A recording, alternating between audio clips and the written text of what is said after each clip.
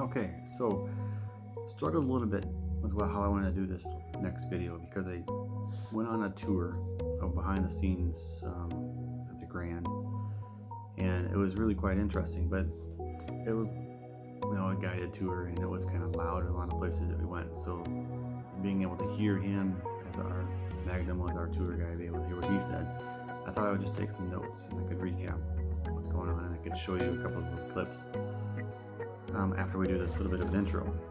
So some of the things that we learned about the Grand was that they have over 4,000 employees that work there, and they have about 1,630 guest rooms. One of the fun food facts is that they go through about 24,000 eggs a day and about 40,000 slices of bread, and they make a lot of their bread in-house. They have 32 people in the room service department, and there's a little clip of that. It's very, very brief, where you kind of see these little golf cart looking things. It's kind of a little room off to the side. But there's only 32 people that work back there, and during low season they have to respond to about 208 requests, high season about 750, and on a rainy day it's about 2,200. And the guy kind of made a joke because he thought that was interesting, that no one wants to go out in their rooms and get wet. And on sunny days, that's all they care about is going to the pool and getting wet. So I thought that was funny. Some of the interesting things for off their menu for room service requests: breakfast was an omelet, lunch was chicken strips, dinner was cheeseburgers, which we all thought was kind of funny, and because it's very Americanized. And then late night, which they considered anything after 1 o'clock in the morning, was their flank steak, and they do 24-hour room service. So 32 people back there working 24 hours a day, kind of split up in the shifts, obviously. Also in the clip, in the video, you'll see we stopped and did some talking to the confectioners, and they make pastries. There's only 11 people that work back there, and then they make between 7,500 to 10,000 pastries a day, which can range anything from little tiny chocolates to macaroons to cream puffs and any weird. Some of it was weird, but not all of it. But very, very interesting choices that they have. Other things that you might see in that video that was interesting to me, at least, was the water filtration system, their fire suppression system, and the heat system that they have. Heat seems a bit odd, but the heat also warms the water for the shower system. So whenever you took a shower, the water was instantly hot. There isn't too many days that they have to run the heat, but in their winter months it might get down to maybe 60 degrees, and some people need some heat in the rooms. When we were there, it was not anywhere near that. But there's also in the video, you'll see a little bit of a laundry section. They wash and dry, fold, recirculate all their towels there in-house. The linens and stuff they send away, but they do about 8,000 towels a day. Employees are treated very well. In fact, we talked about that quite a bit, and throughout the tour, about how the benefits that they have, how much they get paid. They never said exactly how much they get paid, but it's well above the minimum, the guy said, and it's a very sought-after job to be able to work in this particular resort. Their interview process is very intense, and once they get a job there, they're treated very well also. They have a very nice break room, which you see in the clip. They have a very nice cafeteria. The guests, like we were treated, for the food and stuff like that, it's all phenomenal. There's lots of restaurants, there's buffets, obviously. The employees have the same type of service. They have a very large area that they can go into. It's open 24 hours a day. It's chef staffed. It's food that's made to order. It's nothing that you have to get out of vending machines and stuff like that. And they can go there for 2 meals a day. For first shifters, we like breakfast and lunch. Second shifters obviously might be a snack and maybe lunch or something like that. But 2 meals a day. They get two 20-minute breaks and a 45-minute lunch. They all work 8-hour days, 3 shifts. Other benefits that they have, they get uniforms provided to them. There's a little section that you see in the clip about that as well. where the uniforms all kind of do some, I don't want to say status, but it tells who does what and where they do it and how they do it. So for example, if you worked in a restaurant, you might have blue for wait staff, it might be brown for bussing tables, management would be black, and then restaurant store general managers would be like polo blues. So whenever you saw someone in whatever uniform they have, you kind of know their particular job.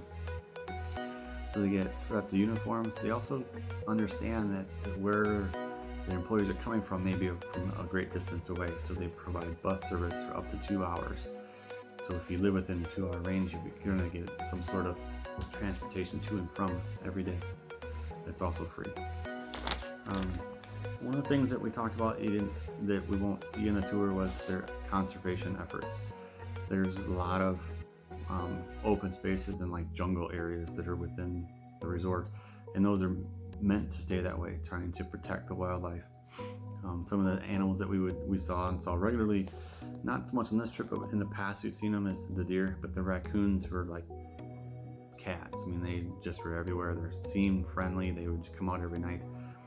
They also have cougars that are protected in the areas, and also alligators, which we didn't ever see either of those, but that's something that they don't want to completely push out.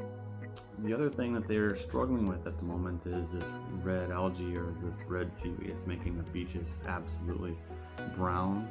And at the Grand, if you went into town, into the beach palace, that water was absolutely beautiful, but at the Grand it was pretty brown from the seaweed getting beat up so much.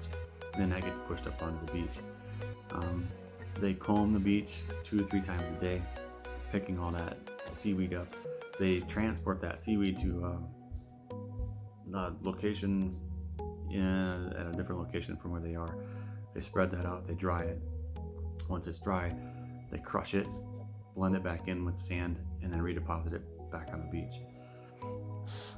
This all is an effort trying to keep the beach, so if they were just to comb it and take it away, eventually the whole beach would just erode away, and their guests wouldn't have a beach to enjoy.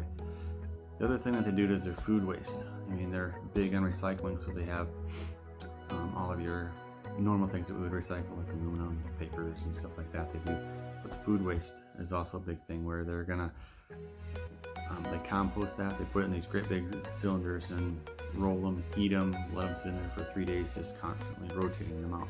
Once that's done, then they take it to what they call the worm farm, and they set that out there for 2 weeks. Once that's done, then they take it to redeposit into flower beds, into fields, and they also use that as their top cover for all their golf courses, which is a great utilization of all their food waste.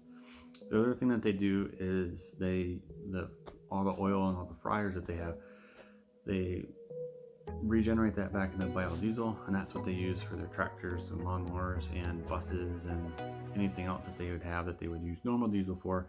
They're using this biodiesel. The guy was very adamant about telling us how much effort they put into this conservation, and as you can see, it seems like it's working really, really well for them. The last thing that we see in that video is the ice. Everything that's at the Grand is top notch, and this is nothing short of that either. They understand that people come there from all over the world, and Mexico kind of gets this bad label for having the water. Don't drink the water, don't drink the water. So all of the drinks, all of the mixed drinks, all of their sodas, anything that's come to the fountain, everything is filtrated water that you drink. They're filtering about 27,000 gallons a day.